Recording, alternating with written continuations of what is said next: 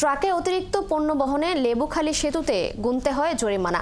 তাই গভীর রাতে শত শত পণ্য বোঝাই ট্রাক বরগুনার আমতলী পুরাকাটা ফেরি পার হয়ে ভিন্ন পথে যাচ্ছেন দেশের বিভিন্ন স্থানে। অনুসন্ধানে দেখা যায় ফেরি চালকদের ঘুষ দিয়ে পার হয় অতিরিক্ত পণ্য বোঝাই ট্রাক।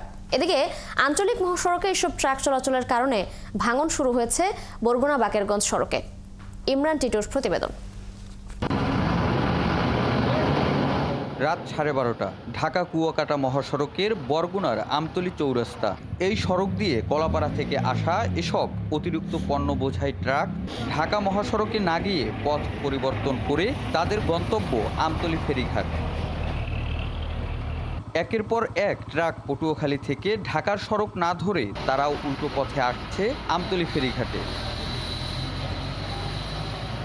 ট্রাক চালকরা জানান, লেবুখালী সেতুতে ওজন মাপার যন্ত্র আছে, একই সাথে তারা বহন করছেন অতিরিক্ত পণ্য, যার কারণে গুনতে হবে 3 গুণ জরিমানা। এতে বাধ্য হয়েই তারা ব্যবহার করছেন আমতলী পুরাকাটা ফেরিঘাট। ওই লেবুখালীর ব্রিজে এক্সেল আছে, ওই এক্সেলে মনে করেন যে 20 কেজি বেশি হইলে কেউ পার হইতে দেয় না। আমরা ধরেন মহাজনেরও মনে মন পাই না, এদিকে রাস্তায় আসলে সারের দেখা যাচ্ছে রাস্তার ক্ষতি হয়, এদিকে জনগণের ক্ষতি হচ্ছে। তাহলে আমরা কোথায় যাবো? আমরা ড্রাইভার জগৎ, আমরা যে মানুষটা, আমরা কোথায় যাবো বলেন? এই সুযোগে ফেরিঘাটেও ঘটছে নিয়মের ব্যত্যয়। ট্রাক চালকদের অভিযোগ, নিয়ম অনুযায়ী আকার ভেদে 400 থেকে 450 টাকা ভাড়া থাকলেও ফেরি কর্তৃপক্ষ ভাড়া নিচ্ছেন 1000 টাকা। আপনার মতন আমার মতন আরো 10 জন আছে, সব চলে যাচ্ছে। আপনার রিসিভের জন্য আপনি তার সাথে মারামারি করবেন, আপনার 1000 ছাড়া পার করবেন, আপনি কি করবেন? অতিরিক্ত পণ্য বোঝাই ট্রাকের কারণে সড়কের বেহাল দশার পাশাপাশি দুর্ঘটনা আতঙ্কে থাকেন পথচারী, সড়কের পাশের ব্যবসায়ী ও বসতঘরের বাসিন্দারা।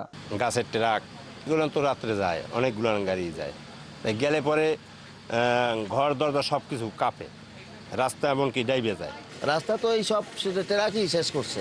আমরা পাশে দাঁড়ানো থাকলে মনে হয় যেন আমাদের গায়ের উপর ট্রাকটা পড়বে। অতিরিক্ত পণ্য বোঝাই ট্রাক চলাচল বন্ধে তৎপর বরগুনা থানা পুলিশ। গত 1.5 মাসে মামলা দিয়ে 3 লাখ টাকা জরিমানা আদায় করেছে পুলিশ। কেউ একটা হয়রানির শিকার হোক। পাশাপাশি আমরা এও চাই না যে রাষ্ট্রীয় বা দেশের যে সম্পদ আমাদের রাস্তা, এই রাস্তা নষ্ট হোক। সুতরাং যাতে সব দিক ঠিক থাকে, সেজন্য আমরা সংশ্লিষ্ট ব্যবসায়ীদের সাথে, পরিবহন মালিকদের সাথে এবং এই যে শ্রমিক যারা আছেন সবার সাথে কথা বলে ভবিষ্যতে যেন তারা এই সড়ক পরিবহন আইনটা সঠিকভাবে মেনে চলে এবং গাড়ির কাগজপত্র ঠিক রাখে, লোডটা ঠিক রাখে, সেই বিষয়ে আমরা সচেতন করব। এ বিষয়ে কথা বলতে গেলে পাওয়া যায়নি সড়ক ও জনপথ অধিদপ্তরের কোনো দায়িত্বশীল কর্মকর্তাকে। ইমরান টিটু, 71, বরগুনা। দর্শক, এ বিষয়ে আরো জানাতে আমাদের সাথে যুক্ত হচ্ছেন সহকর্মী ইমরান টিটু। ইমরান, আমাদের জানাবেন যে আঞ্চলিক মহাসড়কে অতিরিক্ত পণ্যবাহী ট্রাক চলাচল বন্ধে প্রশাসন থেকে কোনো চেকপোস্ট বসানো হয়েছে কিনা, এছাড়াও সড়কে বেহাল অবস্থা নিয়ে সড়ক ও জনপথ বিভাগ কি বলছে?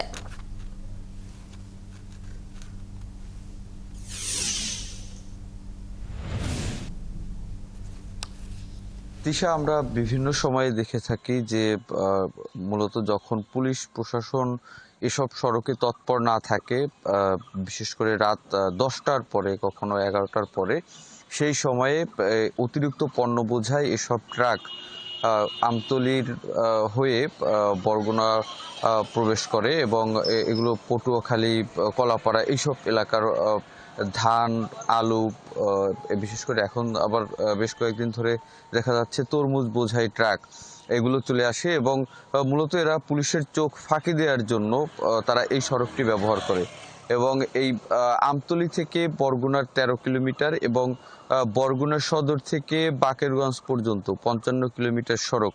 আমরা দেখি যে সড়ক জনপথ বিভিন্ন জায়গায় তারা প্রচারণামূলক সাইনবোর্ড দিয়েছে যে অতিরিক্ত পণ্য নিলে 3 গুণ, রাস্তার ক্ষতি হয় 16 গুণ। আমরা দেখেছি সড়ক ও জনপথ অধিদপ্তরের কার্যক্রম শুধুমাত্র এই সাইনবোর্ডের মধ্যেই সীমাবদ্ধ। মূলত তারা কোনো ধরনের কোনো পদক্ষেপ আমরা দেখিনি তারা নিচ্ছে। এমনকি তারা মূলত বরগুনা প্রবেশ করার একমাত্র যে আমতলী থেকে পথ, যে ফেরিঘাট, সেই ফেরিটি তারা অনৈতিকভাবে অতিরিক্ত টাকা নিয়ে, ঘুষ নিয়ে তারা সেই ফেরিটি পারাপার করে দিচ্ছে এবং এখানকার সচেতন মহলের নাগরিক তারা যেটি বলছেন যে যদি এই শুধুমাত্র একটি ফেরিঘাট বন্ধ করা যায়, যেটি সড়ক ও জনপথ অধিদপ্তরের ফেরিঘাট, তাহলে কিন্তু পণ্য বোঝাই ট্রাকগুলো এই বরগুনা হয়ে বাকেরগঞ্জ হয়ে বিভিন্ন জেলায় যেতে পারবে না এবং সড়কের ক্ষতিও হবে না, দুর্ঘটনার ঝুঁকি কমবে, সব সমস্যার সমাধান কিন্তু এখানে হবে। কিন্তু সেই উদ্যোগটি কিন্তু সড়ক জনপথ নিচ্ছে না। তিশা। ইমরান, ধন্যবাদ আপনাকে আমাদের সাথে যুক্ত হবার জন্য। আপনি এই বিষয়ে আরো খোঁজখবর রাখতে থাকুন। দর্শক, কথা বলছিলাম সহকর্মী ইমরান টিটুর সাথে।